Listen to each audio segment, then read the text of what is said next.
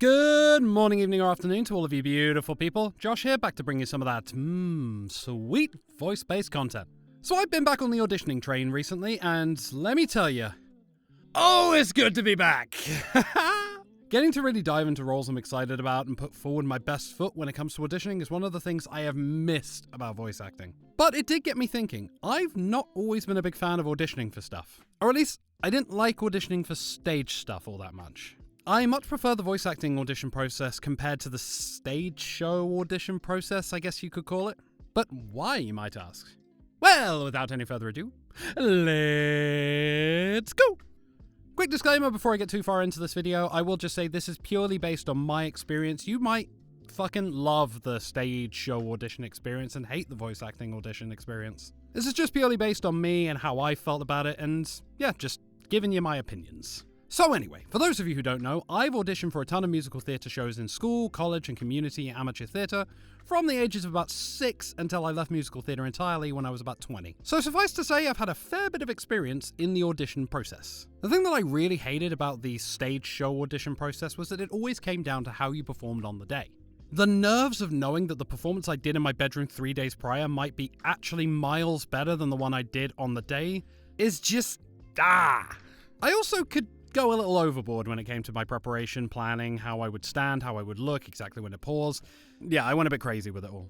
But one thing I will say about IRL auditions is that it can actually be really helpful if you're not used to performing or you get a bit of stage fright. Doing an audition in front of 2 to 3 people is a much easier first step than jumping into a double-digit crowd. So in that sense, I actually kind of recommend it if you struggle a bit with stage fright. But comparatively, and this is only speaking as a remote voice actor, you can work around your auditions with a bit more flexibility. You still have a set day when that audition has to be submitted, but you can take your time and get the take that you really want. So that take you did 3 days prior, that you've saved and kept, that actually can be the one you submit if you can't get a better take a couple days later.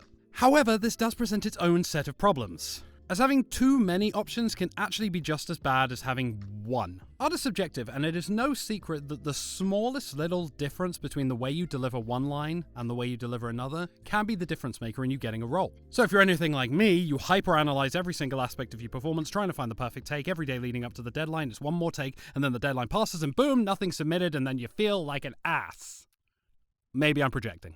So, what am I trying to say here? Well, it's simple. Both types of audition have their own pros and cons, and hell, you even see voice actors doing the IRL style of auditions for open auditions like Bang Zoom. But for me personally, the voice actor auditions just works way better for me. I personally don't feel like forcing somebody to act under duress or under a bit of extra pressure really elevates a performance that much. Unless you're the kind of person that just really performs under pressure, in which case, fucking go for it, my dude. But I do understand the appeal and reasoning for IRL auditions. I mean, after all, you only get 1, 2, maybe maximum 3 performances of a show to get right. So, makes sense that the audition you have one chance to prove that you deserve the role. But for voice acting, and for me, it means I get a bit more time to explore the character, and I can pick the best takes from whatever day, and that for me just works a bit better. But again, that's purely just me.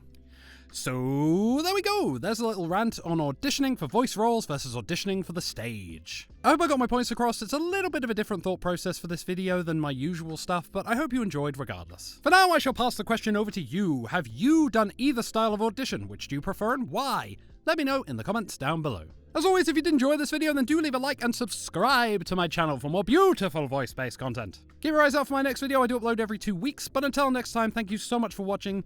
Keep auditioning, IRL and online. Keep your creative passions rolling, and above all else, I hope you beautiful, creative, fantastic souls all stay wonderful.